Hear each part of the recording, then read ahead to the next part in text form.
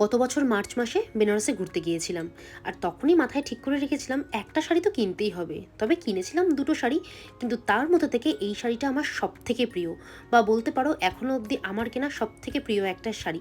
শাড়িটা কিনেছিলাম একটাই কারণে, শাড়িটার কালারটার জন্য। এরকম সুন্দর ময়ূরকণ্ঠী কালার খুব কম শাড়িতেই পাওয়া যায়। পুরো শাড়িতেই রয়েছে মিনাকারি কাজ করা, আর আঁচলে রয়েছে ডুয়াল টোন, যেটা তোমরা দেখলেই বুঝতে পারবে।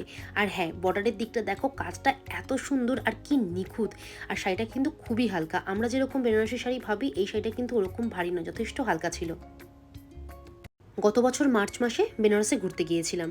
আর তখনই মাথায় ঠিক করে রেখেছিলাম একটা শাড়ি তো কিনতেই হবে। তবে কিনেছিলাম দুটো শাড়ি, কিন্তু তার মধ্যে থেকে এই শাড়িটা আমার সবথেকে প্রিয়, বা বলতে পারো এখনও অবধি আমার কেনা সবথেকে প্রিয় একটা শাড়ি।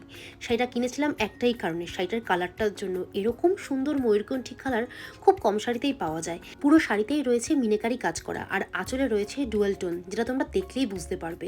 আর হ্যাঁ, বর্ডারের দিকটা দেখো, কাজটা এত সুন্দর আর কি নিখুঁত। আর শাড়িটা কিন্তু খুবই হালকা। আমরা যেরকম বেনারসি শাড়ি ভাবি, এই শাড়িটা কিন্তু ওরকম ভারী নয়, যথেষ্ট হালকা ছিল।